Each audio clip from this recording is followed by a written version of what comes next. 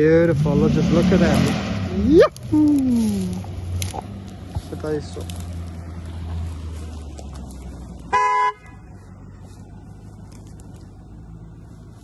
Nou, julle kan maar kom hoor.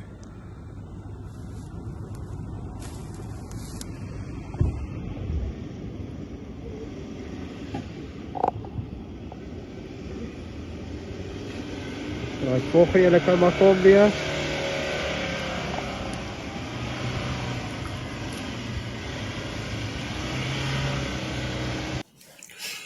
Good morning, goeiemôre. Môre. Just get the focus a bit right. I say you look like the angel Gabriel at the back. So you have to do something about this odd-shaped windows that you can't do anything about. So, all right. Lovely morning in Tauranga. I got to make a remark regarding the weather because the weather ain't bad. It's actually looking really good. Weekend, I think it's going to be a bit windy. It looks like so. Yeah, the guys out there going to the ocean, so please be safe. It's going to be a nice weekend, but I still think the ocean is going to be a bit, Afrikaans word is deur mekaar. So this morning is a bit deur mekaar. So by the way, because I don't have the faintest clue what we're going to talk about, you just said I must put in questioning Jan or something like that. So, yes. Okay. I came across a few questions on the internet that people ask other people with regards to immigrating. So okay. I'm going to ask it to you. You know that I'm not an immigration officer. It's not about I want to put it how out there. to immigrate or anything. It's just about your journey, kind of. So, okay. Let's see how many questions you can answer in the 30 minutes that we've got. All right. So, question number 1. False. Phone a friend. Why did you decide to immigrate? And it's still valid today. The question is still valid. I had to look at my future. I had to look at where the country that I was in was going, and I knew that. I'm going to put it out there. I was white in a black country, and it didn't work. Even till today, I've still got to fill in BEE forms just to explain why I've got a business in South Africa, which is absolutely ridiculous. But I could see no future for myself. And I knew if I can't see a future for myself, I can't see a future for my kids. And I knew eventually they would leave the country and I would be stuck there. That's why I left. Okay. So, question number 2. What was the hardest part about leaving South Africa? Oh, shit. I think making up my mind that I wanted to go. The whole time in the back of your head, you stand around braais and people are saying, oh, I'm going to leave this country. But nobody ever goes. Nobody ever goes. Around every braai, we sat with all our friends.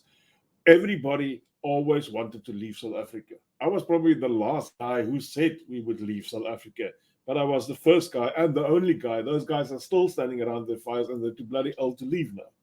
So I think the hardest part was just getting my head around and deciding to now we got to do it. Yeah, because I had this seed planted in my brain in 2013 already. Yeah, true. And it only came to fruition in 2016, 2017, 2018. Then now. How did you adjust to the culture shock of living in a new country? I did adjust. It was terrible, but I wasn't ready for the culture shock because I thought it's not going to be a culture shock. You think they look like us, they talk like us, it's English, blah blah blah. They drive on the roads, same side of the road, by the way. He says, "What? No, you come here. It's a massive change, not a small, but a massive change." So how long did it take you to adjust? Sometimes I'm still thinking, Am I adjusting? Am I adjusting? But I would say the best part of a year to a year and a half it took me to adjust. And I still struggle with certain things, to be quite frank. I still struggle with certain things, and it's nearly 6 years down the line. Yeah. So, what do you think are the main differences between life here and life in South Africa? Oh, for me, it's freedom. I know for everybody, It's different. It's different. So I'm not going to say you all got to say freedom this morning. For me, it's point one, the freedom. The freedom to get out of my car and not have to look over my shoulder. One of my weird adaptations was in the morning not to choose the clothes that I'm going to wear around the firearm that I'm going to carry. Wow. So, I mean, if there was, I carried the firearm 24 hours per day. I had specific holsters for specific pants, and I could even carry a firearm concealed in my swimming trunks. That's how way that I just went around. And I did that. And these days, I get up and think, I like this shirt. Not because I like the shirt because it's going to hang over my firearm, or I'm going to put on a jacket because it's going to cover my... Some days I still feel naked. I still feel naked without the firearm. 6 years down the line. I still feel naked. I think that's a huge difference between men and women. I've been carrying a firearm since the age, I think, of 17. I've been carrying Yeah. full-time a firearm. Yeah. So, and even the job that I did at that stage meant that I had to carry specific types of firearms as well. So, what do you miss the most about your home country? to be quite honest, I only miss my daughter that's not here, and the grandchildren. And if he's listening, my grandson is my son-in-law, my clean son, my son-in-law as well. So, but I can tell you, I thought I'm going to miss a lot of other stuff. I do not miss anything. All the other stuff that we had in South Africa, we have here. We haven't even have better here than we had there. Because some of them cost a bit more than we had there, but I still can get it if I want to. Yeah. And if you should say, with regards to the outdoorsy stuff, is there anything that you miss about South Africa? Must be something. I wasn't a Kruger Park boy. So, to be honest, I've never been in the Kruger at all. Yeah, that's true. But I've been on many other game farms and those type of things.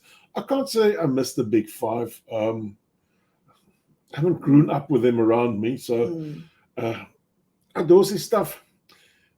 The nice thing about outdoors here, I know I can go and do it, and I can be without any worries, without worrying that we're going to be robbed. But if you're not thinking about being robbed and the safety side of it, is there anything else that you miss about?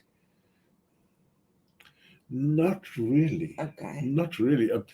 There's a lot of more stuff I like here than what I had in South Africa. So, what challenges did you have to face as an immigrant? I thought I could speak English, and then I came to New Zealand. I was looking at Venita's comment there. Struggle to understand the accent from the South Island. It's English, but it's not English. I even struggled with the North Island side. and the problem is with Kiwis, I had some hearing problems many years ago. And they talk a bit, how can I say, they talk a bit downwards. So I struggle to understand them. And as I start talking, I stand nearer to them, and I think they feel threatened. They talk softer. And I can't hear them at all. Yes. No, so shit. No. I remember when we were still house hunting, and the one guy, we were here, I think it was a few weeks. We were here a few weeks. And the estate agent phoned, and he left a message on my phone. And we were still in Rotorua. And I listened to the message, and I listened to it again, and I listened to it again, and I said, Jan, what is this? We still, until this day, I don't know what he said. So, yeah. Perhaps they had one too many in and just... Yeah. How, as an immigrant, has an immigrant changed your relationship with your families and friends back home? It's one of those things, I would say, if they don't see you, out of sight, out of mind. Yeah.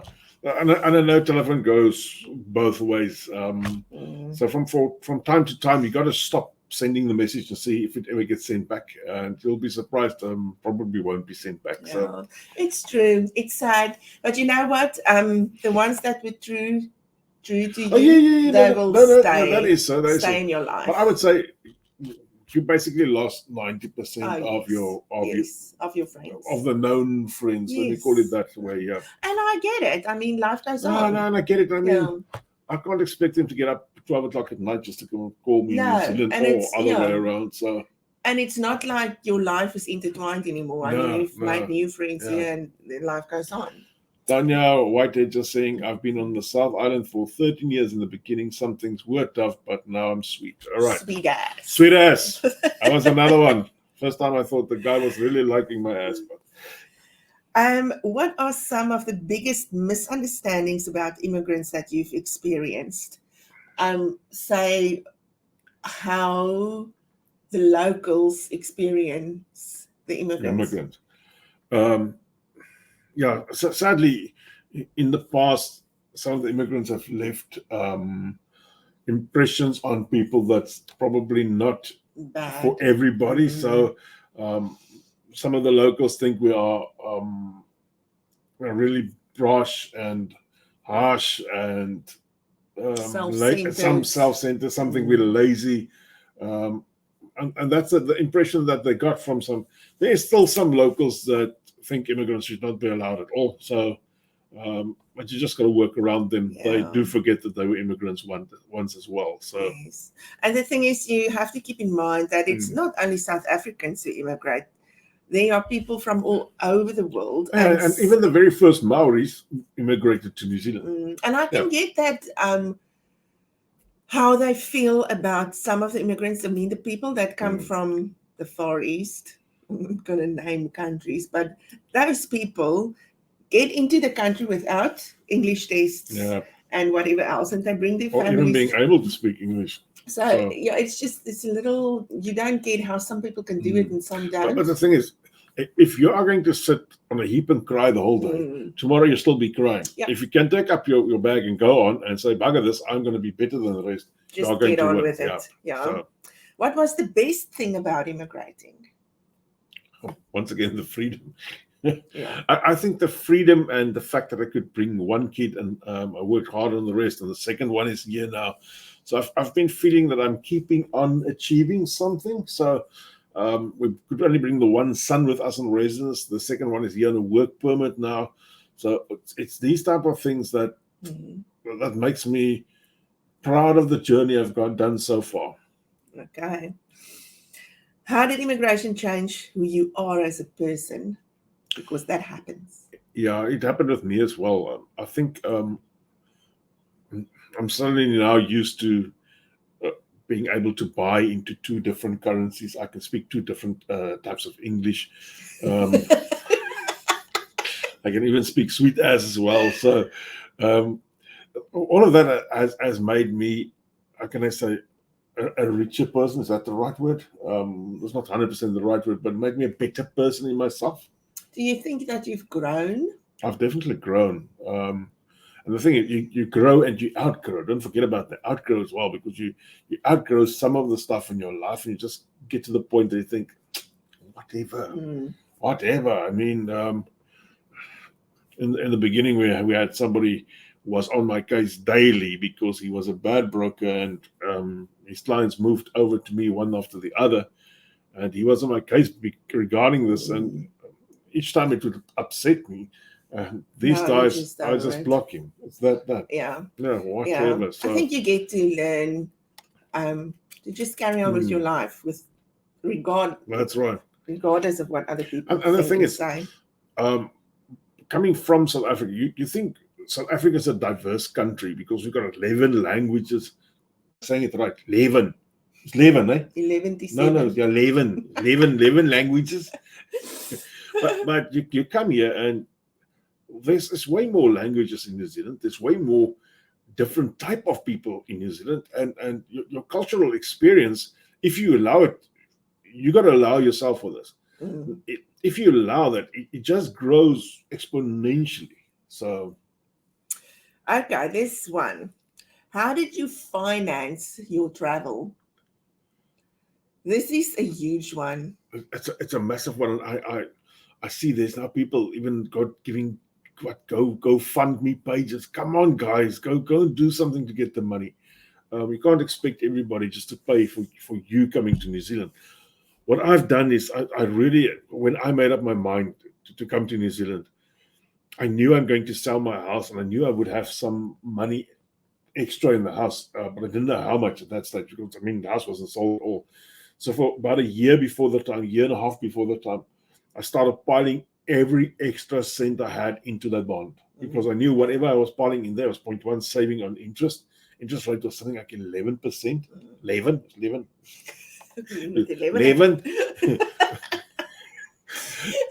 So I was 0.1 beating the interest rate a bit. 0.2, I was making the amount that I'm going to get out at the end of the day a bit more. And then I also had a separate account.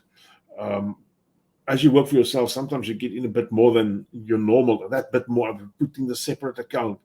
And I would start paying stuff like I paid the guys that did the container for us. I paid them about a year before the time. I've paid about half of what their money was there, so that I knew I was at this point of you can't turn around because it's going to cost you more to turn around than to go. So I think that is what a lot of people lack. You have to have a budget. Discipline, and budget, you have discipline. to be disciplined. Yes. Yeah. And I stopped a lot of stuff. I stopped a lot of stuff that I normally used to spend money on. Yes. I just cut. I knew I'm going to spend this money on them for the next year, and then I'm not going to be here anymore. So I just cut the problem. So it makes sense. Yes. But you have to save. You have to save. It's expensive really coming here. And at the end of the day, I'm thinking I should have actually saved more. It taught you to save. Taught me to save, and I carried on with that in New Zealand. Once I've got into that discipline, I didn't stop. You see, I didn't stop. I'm saving every week. I'm saving money. And that is the kind of thing that will help you to be able to buy your first house and all that kind of stuff. You have to save. You have to save. And you have to sacrifice stuff. You have to give up stuff and say, this cost me this amount of money. It's like stupid, like smoking. I know a lot of guys smoke in South Africa, and they come here and they suddenly see, hey, this costs 40.1. Now they got to stop. I stopped smoking a while before we even decided to immigrate. But all those extra double stuff that you just give money out on, if you start piling that together, it's very weird how quickly that will grow. So I like what Tom Morton is saying. Burn your bridges. It's a really good thing to do if you immigrate, because then you know. I want to say, Tom, you got to burn it on a nice way. Yes. Not like be ugly and nasty. Yeah. So, but you got to make sure. I went around and I advertised my business for sale. I decided I'm not going to keep the business in South Africa as well, although I could have done that. I could have done that easily and worked between the two countries, but I decided I'm cutting ties. Cutting ties. So that's that. Yeah. What are some of the things you love about your new country? It might sound very weird, especially South Africans that still in South Africa won't understand this at all. I like driving at 80 kilometers an hour. It's not because I'm getting old. It's because there's so much stuff to see. Why don't you drive at So sometimes I don't really speed at all. But I like the bit slower life. I like the bit. I know if you go in Auckland, you got to travel as fast as possible. But I like the bit slower life.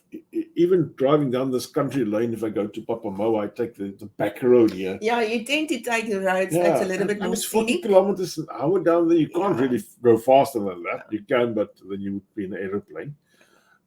And you see a bit more. You just see the countryside a bit more. There's so much to see. So yeah, and I think when you drive even, you have to be mindful of where you are and what you see. And the other thing about this country that I like, we may be in a traffic jam, which often happens in Tauranga, and nobody blows their hood. No.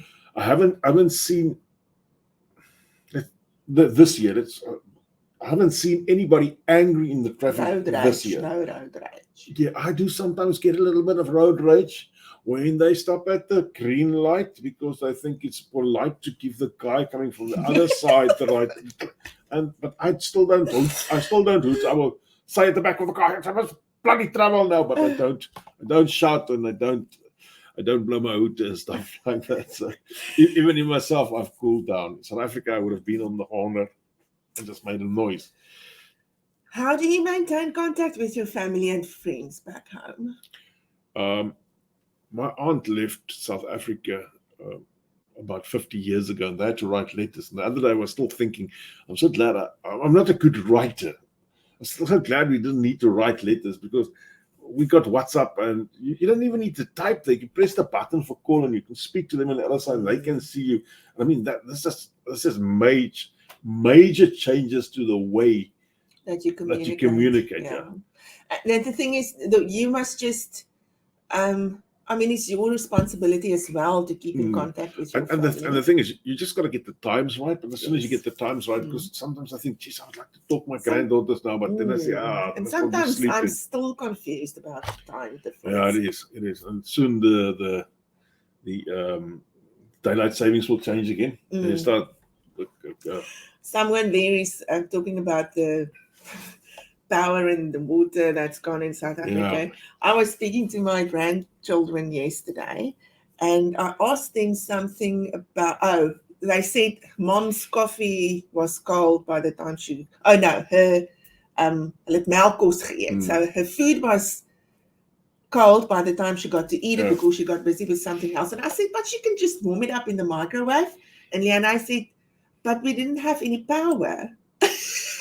And then she asked me, do you have power? And I said, we always have power. So I said, that's weird. This is something Anika's saying, and keep in mind, load shedding it is. I often talk to South Africans either very early in the mornings or very late at night. And sometimes at the very last minute, they would let me know, sorry, we can't, we haven't got any power. It's load shedding out to the normal time or stuff like that. So the other thing is, I spoke to New Zealander yesterday.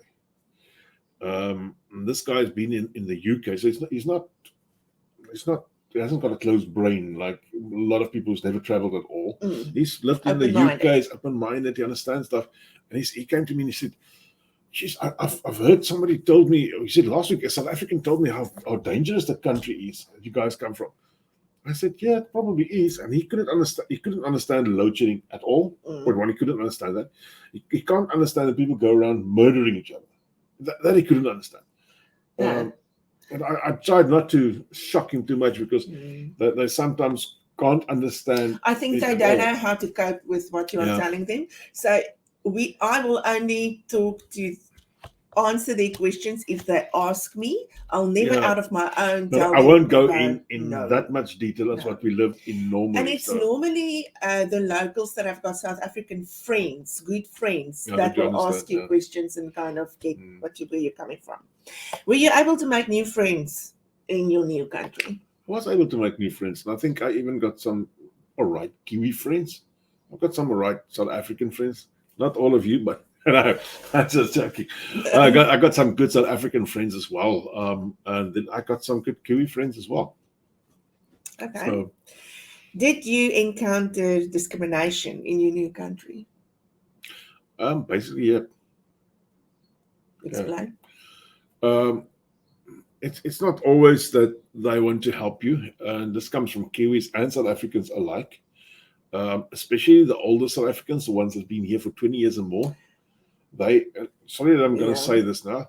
They think they own the country, and they think they're the only ones who's got the right to do business in this country.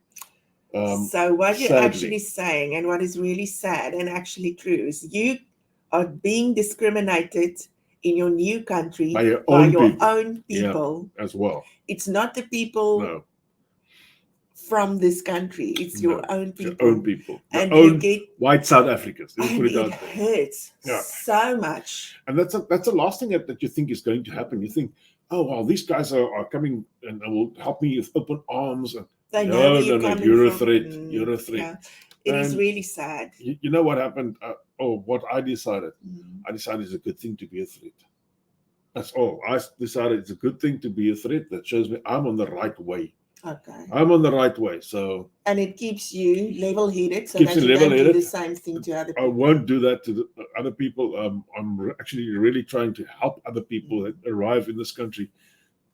But it keeps me level-headed, and Yeah, Keeps me on my wow. toes.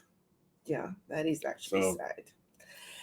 Did you have any problems with language barriers? Yes, we've talked about Yeah, that. we had. With the English. So I think it's different when you move to a country where they actually don't speak English at all. Like I if think you it's way more difficult than yeah, going to in Spain or Spain or Portugal whatever, or then you Italy. actually have to learn. Yeah. But I think it's also exciting Mm. in a way. Would you recommend immigration to others? Immigration is the way to get out of South Africa. Or let me say, immigration is probably the only way to get out of South Africa. So I would recommend that to anybody. I actually can promise you, even looking back today and speaking to people on the ground in South Africa, I often do that once a week, twice a week. I speak to somebody living in South Africa. Mm.